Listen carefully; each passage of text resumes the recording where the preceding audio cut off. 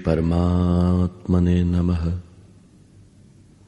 યથાર્થ ગીતા, શ્રીમદ ભગવદ્ ગીતા, અધ્યાય 16. યોગેશ્વર ભગવાન શ્રી કૃષ્ણની પ્રશ્નો રજૂ કરવાની પોતાની એક આગવી શૈલી છે. પહેલા તેઓ પ્રકરણની વિશિષ્ટતાઓનો ઉલ્લેખ કરે છે, તેથી પુરુષ એ તરફ આકર્ષાય. ત્યારબાદ તેઓ એ પ્રકરણ રજૂ કરે છે. ઉદાહરણ તરીકે કર્મને લો. એમણે બીજા અધ્યાયમાં જ પ્રેરણા આપી કે અર્જુન, કર્મ કર. ત્રીજા અધ્યાયમાં એમણે નિર્ધારિત કર્મ કરવાનો ઉલ્લેખ કર્યો છે. નિર્ધારિત કર્મ શું? તો ભગવાને કહ્યું કે યજ્ઞ કરવો એ જ કર્મ છે. પછી એમણે યજ્ઞનું સ્વરૂપ ન બતાવ્યું, પરંતુ પહેલા યજ્ઞ આવ્યો ક્યાંથી અને તે શું આપે છે એ જણાવ્યું. ચોથા અધ્યાયમાં 13-14 વિધિઓથી યજ્ઞનું સ્વરૂપ સ્પષ્ટ કર્યું. જે કરવું તે કર્મ છે. અહીં કર્મ સ્પષ્ટ થાય છે. એનો શુદ્ધ અર્થ છે યોગ, ચિંતન અને આરાધના, કે જે મન અને ઇન્દ્રિયોની ક્રિયાથી સંપૂર્ણ થાય છે. આ રીતે જ એમણે 9મા અધ્યાયમાં દૈવી અને આસુરી સંપત્તિનો ઉલ્લેખ કર્યો. એની વિશિષ્ટતાઓ ઉપર ભાર મૂકતા કહ્યું, અર્જુન, આસુરી સ્વભાવવાળા મને તુચ્છ ગણીને પુકારે છે. હું પણ મનુષ્ય શરીરના આધારવાળો છું, કારણ કે મનુષ્ય શરીરમાં જ મને આ સ્થિતિ પ્રાપ્ત થઈ છે. પરંતુ આસુરી સ્વભાવવાળા મૂઢ લોકો મને ભજતા નથી.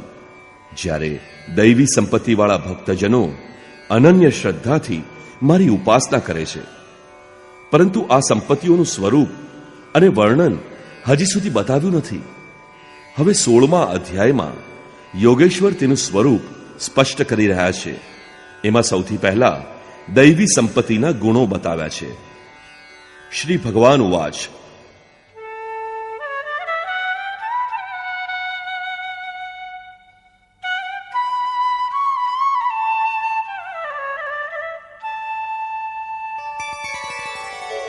અભયં સત્વ સંશુદ્ધિ જ્ઞાનયોગ વ્યવસ્થિતિ દાનમ દમશ્ચ યજ્ઞશ્ચ સ્વાધ્યાયસ્તપ આર્જવમ. અભય, ભયનો સંપૂર્ણ અભાવ, અંતઃકરણની શુદ્ધિ, તત્વજ્ઞાન માટે ધ્યાનમાં દ્રઢ સ્થિતિ અથવા નિરંતર ચિંતન, સર્વસ્વનું સમર્પણ, ઇન્દ્રિયોનું સારી રીતે દમન, યજ્ઞનું આચરણ, જેવું કે સ્વયં શ્રી કૃષ્ણએ 4થા અધ્યાયમાં વર્ણવ્યું છે. સંયમાગ્નિમાં હવન, ઇન્દ્રિયાગ્નિમાં હવન, પ્રાણ અપાનમાં હવન અને અંતે જ્ઞાનાગ્નિમાં હવન. અર્થાત આરાધનાની પ્રક્રિયા કે જે કેવળ મન અને ઇન્દ્રિયોની અંતઃક્રિયાથી થાય છે. તલ, જવ, વેદી ઇત્યાદિ ચીજોથી થનાર યજ્ઞને ભગવદ્ ગીતાએ કહેલા યજ્ઞ સાથે કોઈ સંબંધ નથી. શ્રી કૃષ્ણએ આવા કોઈ પણ કર્મકાંડને યજ્ઞ નથી માન્યો. સ્વાધ્યાય એટલે સ્વરૂપ તરફ અગ્રેસર કરાવનારું અધ્યયન.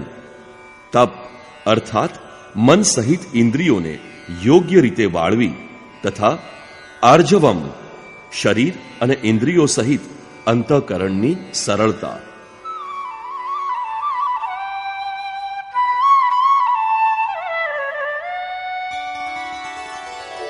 અહિંસા સત્યમ ક્રોધસ ત્યાગ શાંતિરપૈશુનમ દયા ભૂતેષ્વલોલુપ્ત્વમ માર્દવમ ધીરચાપલમ.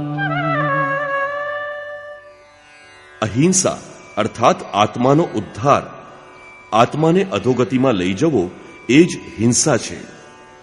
શ્રી કૃષ્ણ કહે છે, જો હું સાવધાન થઈને કર્મમાં પ્રવૃત્ત ન થાઉં તો આ સમગ્ર પ્રજાનો નાશ કરનારો તથા વર્ણસંકરનો કર્તા બનું. આત્માનો શુદ્ધ વર્ણ છે પરમાત્મા. એનું પ્રકૃતિમાં ભટકવું વર્ણસંકર છે. આત્માની હિંસા છે અને આત્માનો ઉદ્ધાર જ અહિંસા છે. સત્ય સત્યનો અર્થ સાચું અને પ્રિય ભાષણ નથી. તમે કહો છો કે આ વસ્ત્ર મારું છે, તો શું તમે સાચું બોલો છો? આનાથી મોટું જૂઠ્ઠું બીજું શું હોઈ શકે? જ્યારે શરીર તમારું નથી, નશ્વર છે, તો તેને ઢાંકવાનું વસ્ત્ર તમારું ક્યાંથી હોઈ શકે? વસ્તુતઃ સત્યનું સ્વરૂપ યોગેશ્વરે સ્વયં જણાવ્યું છે કે અર્જુન, સત્યનો ત્રણેય કાળમાં કોઈ અભાવ નથી. આ આત્મા જ સત્ય છે. આ જ પરમ સત્ય છે. આ સત્ય ઉપર દ્રષ્ટિ રાખવી. ક્રોધનો અભાવ, સર્વસ્વનું સમર્પણ, શુભાશુભ કર્મફળોનો ત્યાગ, મનની ચંચળતાનો સર્વથા અભાવ, લક્ષ્ય વિરુદ્ધ નિંદિત કાર્યો ન કરવા, સૌ પ્રાણીઓ પ્રત્યે દયાભાવ, ઇન્દ્રિયોના વિષયો સાથે સંયોગ થવા છતાં પણ તેમાં આસક્તિનો અભાવ, કોમળતા, પોતાના લક્ષ્યથી વિમુખ થવામાં લજ્જા, વ્યર્થ ચેષ્ટાઓનો અભાવ તથા તેજ ક્ષમા ધૃતિ શૌચમ અદ્રોહો નાતિમાનિતા ભવન્તિ સંપદમ દૈવીમ અભિજાતસ્ય ભારત. તેજ, જે એકમાત્ર ઈશ્વરમાં જ છે, તેના તેજથી જે કાર્ય કરે છે. મહાત્મા બુદ્ધની દ્રષ્ટિ પડતા જ અંગુલિમાલના વિચારો બદલાઈ ગયા. આ એ તેજનું પરિણામ હતું, જેનાથી કલ્યાણનું સર્જન થાય છે, જે બુદ્ધમાં હતું. ક્ષમા, ધૈર્ય, શુદ્ધિ, કોઈમાં શત્રુભાવ ન હોવો, અતિમાનિતા, વધારે પડતા માનીપણાનો અભાવ, આ બધા તો હે અર્જુન દૈવી સંપત્તિવાળા પુરુષના લક્ષણો છે. આ પ્રકારે ભગવાને કુલ 26 ગુણો બતાવ્યા. એ બધા તો કેવળ સાધનાની પૂર્ણ અવસ્થાવાળા પુરુષમાં જ સંભવી શકે, અને અંશતઃ તમારામાં પણ એ ગુણો નિશ્ચિત રીતે છે જ, તથા આસુરી સંપત્તિવાળામાં પણ આ ગુણ છે, પરંતુ તે અપ્રગટ જણાય છે. તેથી તો ઘોર પાપીને પણ કલ્યાણનો અધિકાર છે. હવે આસુરી સંપત્તિના મુખ્ય લક્ષણો ભગવાન વર્ણવે છે.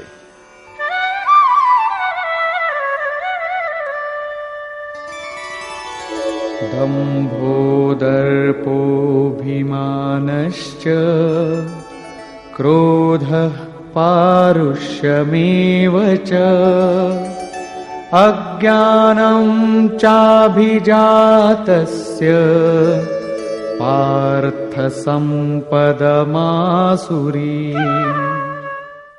હે પાર્થ, દંભ, દર્પ, ઘમંડ, અભિમાન, ક્રોધ, કઠોર વાણી અને અજ્ઞાન, આ બધા આસુરી ગુણોવાળા પુરુષના લક્ષણ છે. બંને સંપત્તિઓના શા કાર્ય છે એ વિશે ભગવાન કહે છે. દૈવી સંપદ વિમોક્ષાય નિબંધાયાસુરીમતા મા શુચ સંપદમ દૈવી અભિજાતોસી પાંડવ. આ બંને પ્રકારની વૃત્તિઓમાંથી દૈવી સંપત્તિ તો વિમોક્ષાય, મોક્ષ માટે છે, અને આસુરી સંપત્તિ બંધનમાં નાખનારી છે. હે અર્જુન, તું શોક ના કર, કારણ કે તું દૈવી સંપત્તિને પામ્યો છે. તું મોક્ષને પ્રાપ્ત થઈશ, અર્થાત મને પામીશ. આ વૃત્તિઓ ક્યાં રહે છે?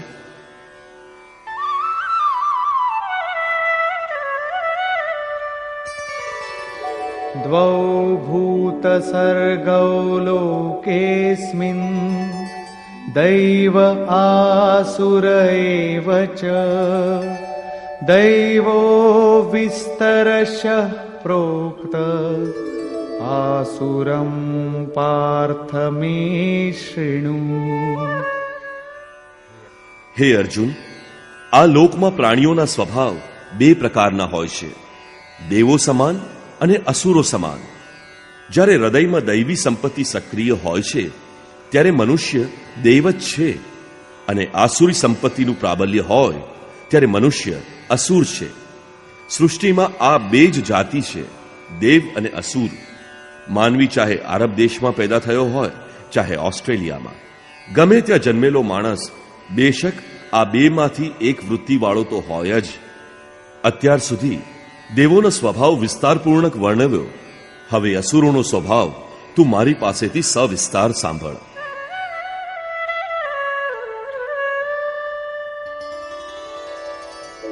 પ્રવૃત્તિંચ નિવૃત્તિંચ જના ન વિદુરાસુરા ન શૌચમ નાપી ચાચારો ન સત્યમ તેષુ વિદ્યતે. હે અર્જુન, અસુર લોકો કાર્યમ કર્મ એમાં પ્રવૃત્ત રહેવાનું કે નહીં કરવાના કાર્યોમાંથી નિવૃત્ત થવાનું જાણતા નથી. આથી તેઓમાં પવિત્રતા, સદાચાર અને સત્ય રહેતા નથી.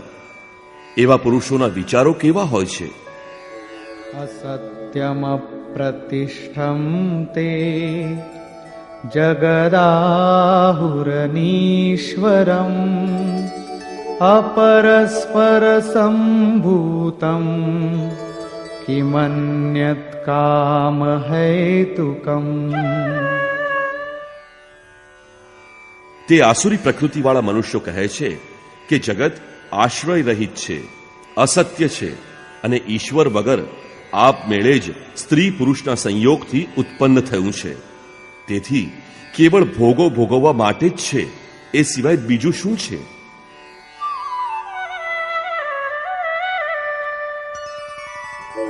એતામ દૃષ્ટિમવષ્ટભ્ય નષ્ટાત્માનોલ્પબુદ્ધયઃ પ્રભવન્ત્યુગ્રકર્માણઃ ક્ષયાય જગતો હિતાઃ. આ મિથ્યા દ્રષ્ટિકોણને કારણે જેમનો સ્વભાવ નાશ પામ્યો છે તે મંદ બુદ્ધિવાળા અપકારી ક્રૂર કર્મી મનુષ્યો કેવળ જગતનો નાશ કરવા માટે જ પેદા થાય છે.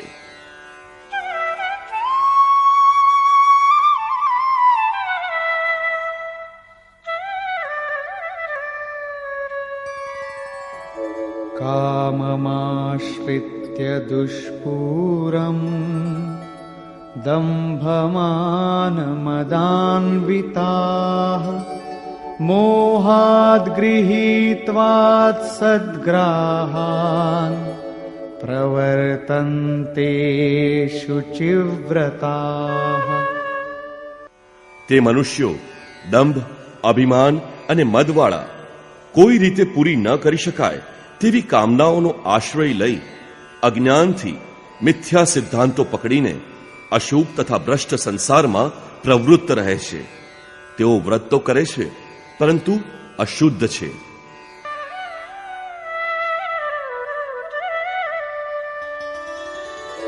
ચિંતામ પરિમેયાંચ પ્રલયાન્તામુપાશ્રિતાઃ કામોપભોગ પરમા એતાવદિતિ નિશ્ચિતાઃ. તેઓ અંતિમ શ્વાસ સુધી અનંત ચિંતાથી ઘેરાયેલા રહે છે અને વિષયો ભોગવવામાં તત્પર. તેઓ બસ આ ભોગોમાં જ આનંદ છે એવું માને છે. તેઓ એમ માને છે કે ભોગો ભોગવાય એટલા ભોગવી લો, એનાથી આગળ બીજું કંઈ છે જ નહીં.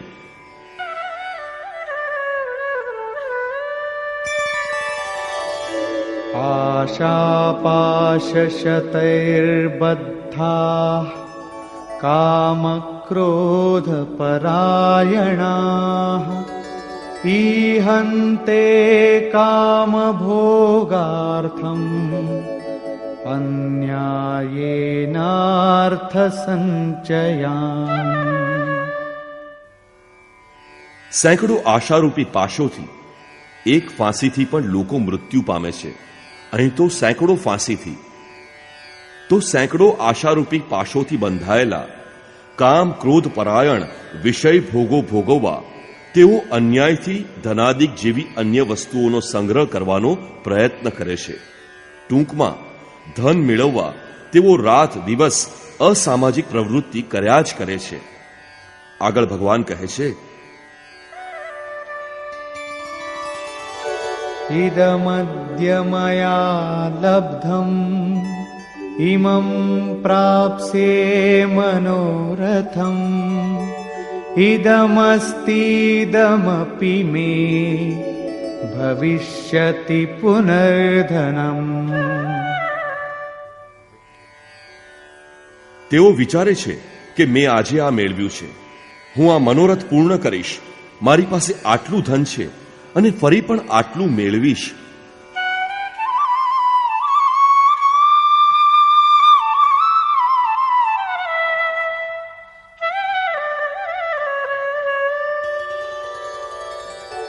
असौ મયા હતઃ શત્રુઃ હનિષ્યે ચાપરાનપી ઈશ્વરોऽહમહં ભોગી સિદ્ધોऽહં બલવાન સુખી.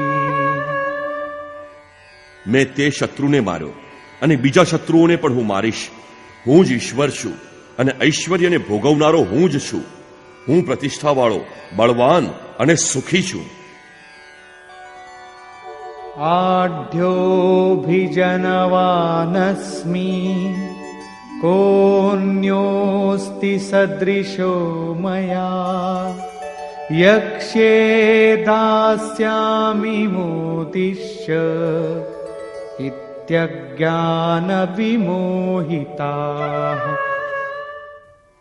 હું મોટો ધનિક અને મોટા કુટુંબવાળો છું. મારા જેવો બીજો કોણ છે? હું યજ્ઞ કરીશ, દાન દઈશ, મને હર્ષ થશે.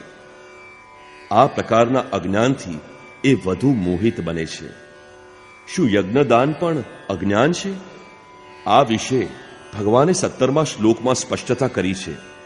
તેઓ આટલેથી અટકતા નથી, પરંતુ અનેક ભ્રમોથી ઘેરાયેલા રહે છે. એ વિશે ભગવાન કહે છે,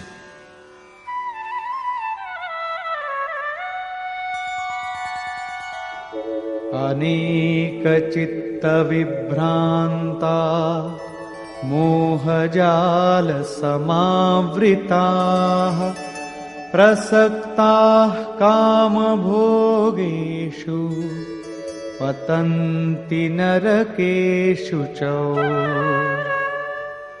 અનેક પ્રકારે ભ્રમિત થયેલા ચિત્તવાળા, મોહજાળમાં ફસાયેલા, વિષય ભોગોમાં અતિ આસક્ત એવા આસુરી સ્વભાવવાળા મનુષ્ય અપવિત્ર નરકમાં જાય છે. આગળ શ્રી કૃષ્ણ સ્વયં કહેશે કે નરક શું છે.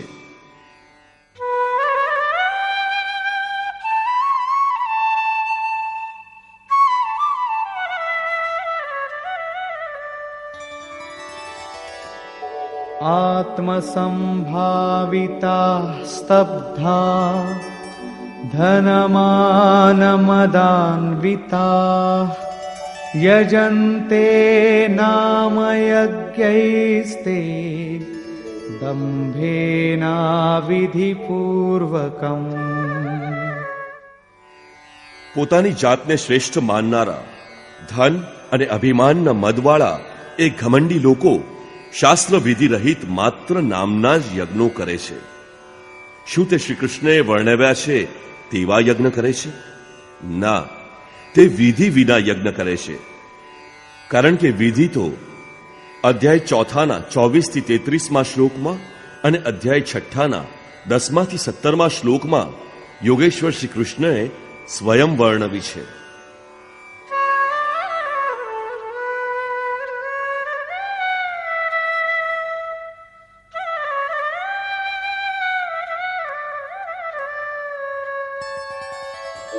અહંકારં બલં દર્પં કામં ક્રોધં ચ સંશ્રિતાઃ મામાત્મપરદેહેષુ પ્રદ્વિષંતોભ્યસૂયકાઃ. તેઓ બીજાની નિંદા કરનારા, અહંકાર, બળ, ગર્વ, કામ તથા ક્રોધવાળા લોકો પોતાના તથા બીજાના દેહમાં સ્થિત અંતર્યામી પરમાત્મા એવા મારો જ દ્વેષ કરે છે. શાસ્ત્ર વિધિથી પરમાત્માનું સ્મરણ એક યજ્ઞ છે.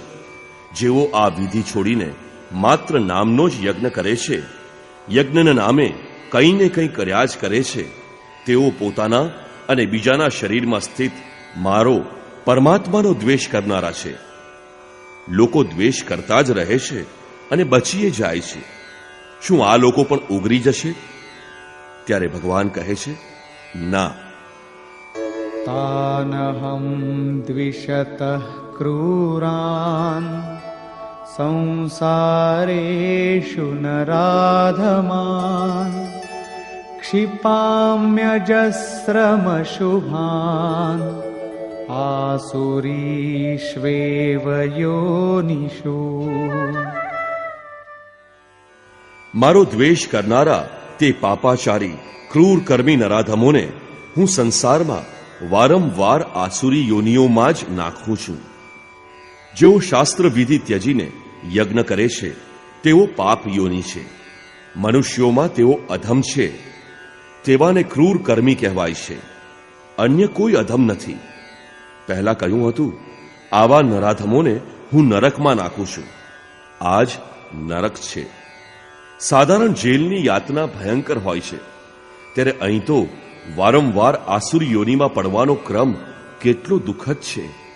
એટલા માટે દૈવી સંપત્તિ ખાતર પ્રયત્નશીલ રહેવું જોઈએ.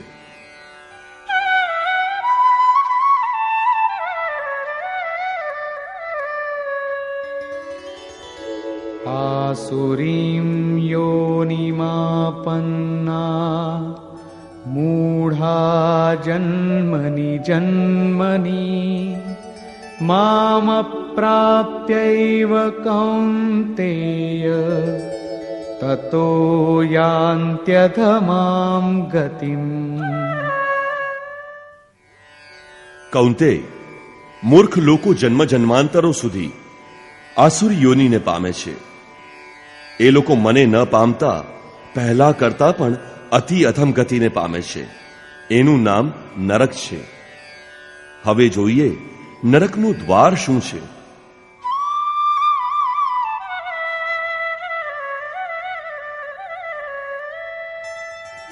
ત્રિવિધમ નરકસ્યેદમ દ્વારમ નાશનમાત્મનઃ કામઃ ક્રોધસ્તથા લોભસ તસ્માદેતત્રયં ત્યજેત. કામ, ક્રોધ, લોભ આ ત્રણ નરકના મુખ્ય દ્વાર છે. તે આત્માનો નાશ કરનાર અને તેને અધોગતિમાં લઈ જનાર છે. એટલે આ ત્રણનો ત્યાગ કરવો જોઈએ. આ ત્રણ ઉપર જ આસુરી સંપત્તિ ટકી રહી છે. એને ત્યાગીને શો લાભ? એતૈર્વિમુક્તઃ કૌન્તેય તમોદ્વારૈસ્ત્રિભીર્નરઃ આચરત્યાત્મનઃ શ્રેયઃ તતો યાતિ પરામ ગતિમ.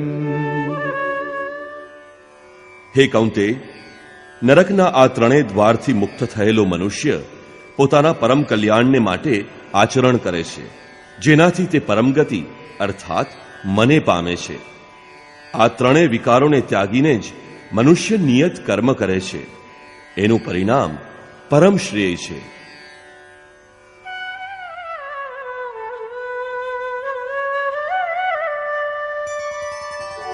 યશાસ્ત્ર વિધિમુત્સૃજ્ય વર્તતે કામકારતઃ ન સ સિદ્ધિમવાપ્નોતિ ન સુખમ ન પરામ ગતિમ.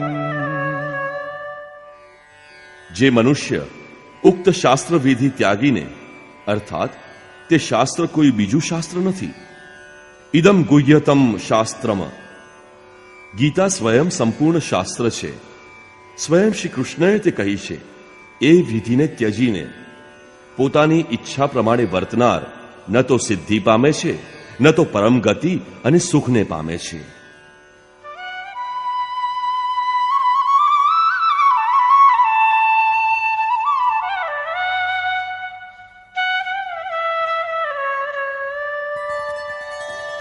તસ્માચ્છાસ્ત્રં પ્રમાણન્તે કાર્યાકાર્યવ્યવસ્થિતૌ જ્ઞાત્વા શાસ્ત્રવિધાનોક્તં કર્મ કર્તુમિહાર્હસી. માટે હે અર્જુન, તારા માટે કર્તવ્ય અને અકર્તવ્યની વ્યવસ્થામાં હું શું કરું અને શું ના કરું આ નિર્ણય કરવામાં શાસ્ત્ર જ એક પ્રમાણ છે. એમ જાણીને શાસ્ત્ર વિધિથી નિશ્ચિત કરેલા કર્મ જ તારે કરવા યોગ્ય છે. ત્રીજા અધ્યાયમાં પણ યોગેશ્વર શ્રી કૃષ્ણએ નિયતમ કુરુ કર્મત્વમ, નિયત કર્મ ઉપર ભાર મૂક્યો છે અને કહ્યું કે યજ્ઞની વિધિ જ તે નિયત કર્મ છે અને તે યજ્ઞ આરાધનાની વિધિ વિશેષનું વર્ણન છે, જે મનનો સંપૂર્ણ નિરોધ કરીને શાશ્વત બ્રહ્મમાં પ્રવેશ અપાવે છે. અહીં એમણે જણાવ્યું કે કામ, ક્રોધ અને લોભ નરકના 3 મુખ્ય દ્વાર છે. આ ત્રણેયનો ત્યાગ કરવાથી તે કર્મ નિયત કર્મનો આરંભ થાય છે. એ વિશે મેં વારંવાર ઉલ્લેખ કર્યો છે. તે પરમ શ્રેય, પરમ કલ્યાણ કરનારું આચરણ છે. મનુષ્ય બાહ્ય સાંસારિક કાર્યોમાં જેટલો વ્યસ્ત છે એટલો જ અધિક કામ, ક્રોધ અને લોભ તેનામાં જોવા મળે છે. કર્મ એક એવી વસ્તુ છે કે જેમાં કામ, ક્રોધ અને લોભને ત્યાગવાથી જ પ્રવેશ મળે છે. કર્મ આચરણમાં મૂકી શકાય છે. જે વિધિ ત્યજીને પોતાની ઈચ્છા અનુસાર આચરણ કરે છે તેના માટે સુખ, સિદ્ધિ અથવા પરમગતિ કશું જ નથી. હવે કર્તવ્ય અને અકર્તવ્યની વ્યવસ્થામાં શાસ્ત્ર જ એકમાત્ર પ્રમાણ છે. એટલે શાસ્ત્ર વિધિ અનુસાર જ તારે કર્મ કરવું ઉચિત છે અને તે શાસ્ત્ર છે ભગવદ્ ગીતા. નિષ્કર્ષ. આ અધ્યાયના પ્રારંભમાં યોગેશ્વર શ્રી કૃષ્ણએ દૈવી સંપત્તિનું વિસ્તારપૂર્વક વર્ણન કર્યું. એમાં ધ્યાનની સ્થિતિ, સર્વસ્વનું સમર્પણ, અંતઃકરણની શુદ્ધિ, ઇન્દ્રિયોનું દમન, મનનું શમન, સ્વરૂપનું સ્મરણ કરાવનાર અધ્યયન, યજ્ઞ માટે પ્રયત્ન, મન સહિત ઇન્દ્રિયોનું તપ, અક્રોધ, ચિત્તને શાંત અને નિર્મળ રાખવું વગેરે 26 ગુણો બતાવ્યા. તે દરેકે દરેક તો ઈષ્ટની સમીપ પહોંચેલા યોગ સાધનામાં પ્રવૃત્ત એવા કોઈ સાધકમાં જ હોય. આંશિક રીતે તો બધામાં જ છે. તે પછી ભગવાને આસુરી સંપત્તિમાં મુખ્ય 4-6 વિકારોના નામ આપ્યા, જેમ કે અભિમાન, દંભ, કઠોરતા, અજ્ઞાન વગેરે.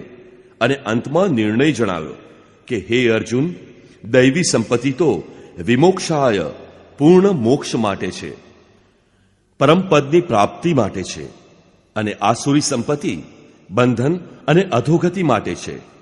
હે અર્જુન, તું શોક ના કર, કારણ કે તું દૈવી સંપત્તિ વાળો છે. આ વૃત્તિઓ ક્યાં હોય છે એ બાબત એમણે જણાવ્યું કે આ લોકમાં મનુષ્યોનો સ્વભાવ 2 પ્રકારનો હોય છે, દેવતાઓ જેવો અને અસુરો જેવો.